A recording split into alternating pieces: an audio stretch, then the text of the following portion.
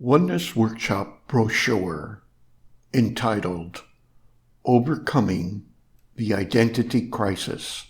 Discover the real you, the one life that lives you. We long to belong.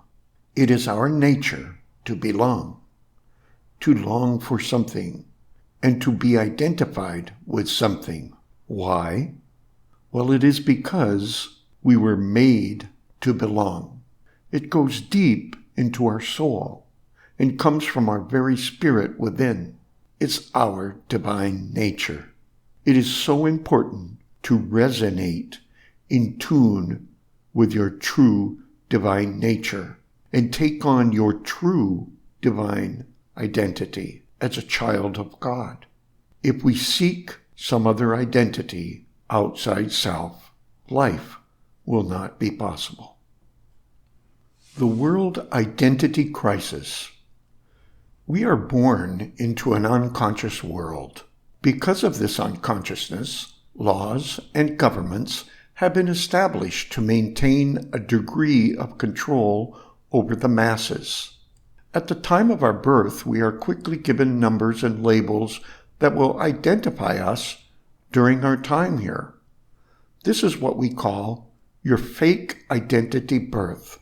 Then from birth on, we are bombarded with distractions and are educated to accept survival mode, sickness, pain, and death as something normal.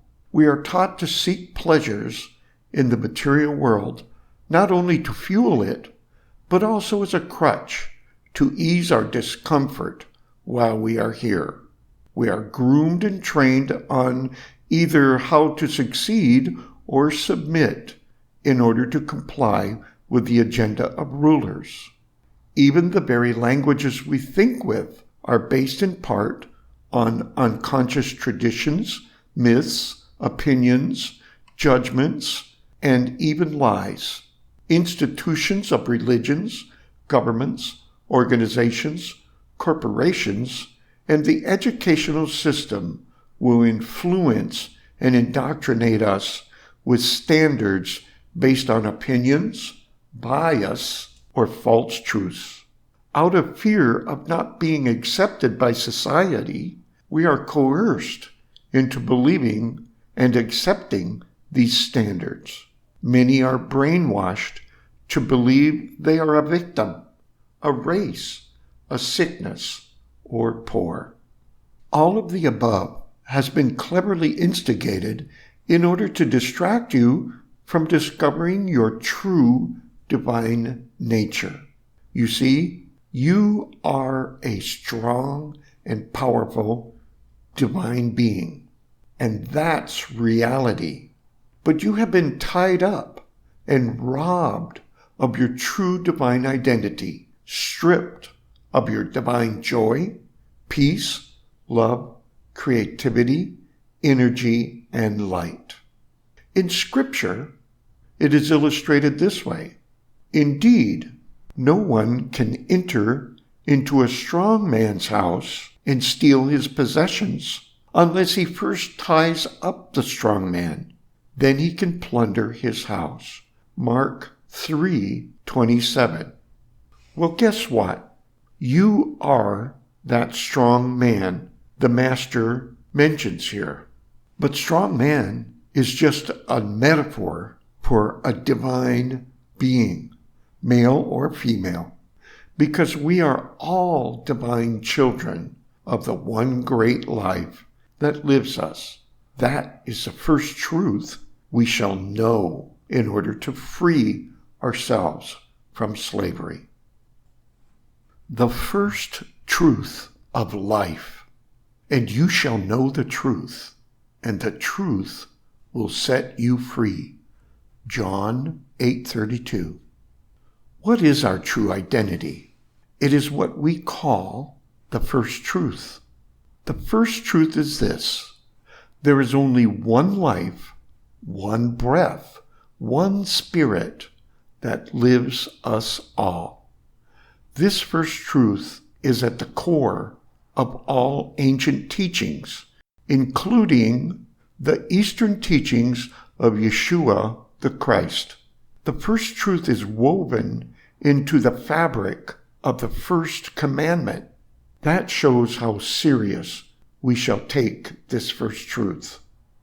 I am Yahweh, your God, who brought you out of the land of Egypt, out of the house of bondage. You shall have no other gods before me. Exodus 22. Notice we place the Hebrew letters for God's name in the above commandment. When we examine the meaning of each letter, we feel the full meaning of his name. They mean Creator, Source of life, Divine One, the divine spark that causes all to be, the only connection that binds all creation, divine revelation, gift of life, breath, and the cause of being. So we see God's name means one resonating life living us all, and why we shall recognize or have reverence for this one life and nothing else.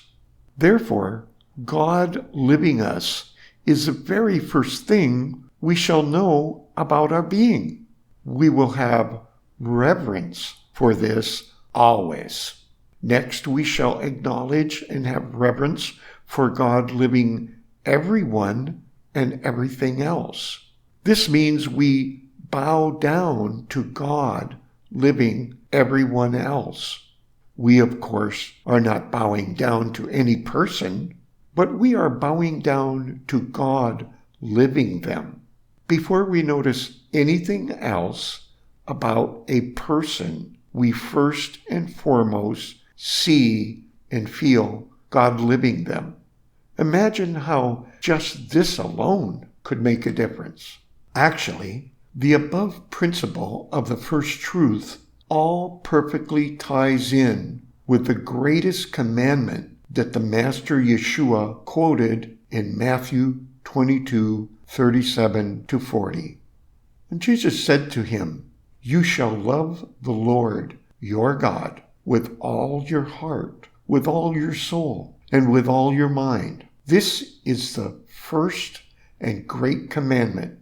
The second, likewise, is this: you shall love your neighbor as yourself." The whole law of the prophets depend on these two commandments. First, our love for God, the one and only life, is above all else. Only then shall we know how to feel God's love living within ourselves, flowing through every cell of our soul, heart, and mind. Then and only will we know what love feels like. Because how could we ever know how to love others, our neighbor, if we don't know what love feels like? If we don't understand how to love ourselves, we will end up hurting those around us. Therefore, the first truth that we are God living us is something we can be conscious of at all times. There is nothing more important than this. It is our true divine identity, our I am. This is not something we just read and study about to gain knowledge of. No, this is something we can feel happening to us. Practice tuning in with every single breath in the heartbeat.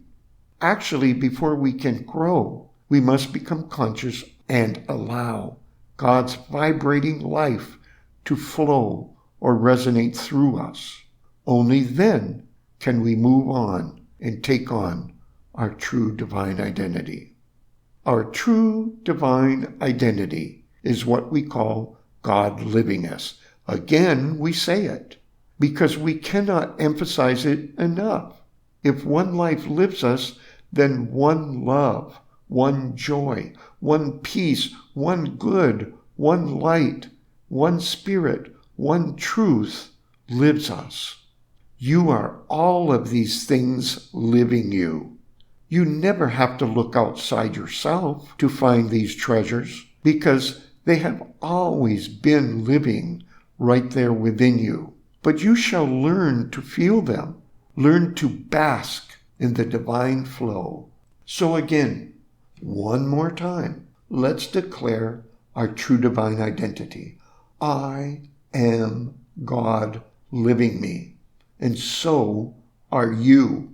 You see, it's not your job to live your life. Actually, it's not even your life. There is only one life, period. But it is your job and your existence to feel God living you. Your job to express it. Your job to create with it. Your job to share it. Your job to see and feel God living everyone else. You see, how we choose to express the divine flow of God living us is what makes us a unique individual. The first truth we must always know is this: there is one great life, love, and light living us all. We all share that same exact divine identity. What makes us unique is how we express God living us. The time has come, and is now, to look each other in the eyes and see God living us. Racism is a joke. Racism is one of the biggest lies and scams perpetrated on humanity to control and manipulate the masses with fear and division. You are not a man-made label of race or victim. You are God living you, period. We all are.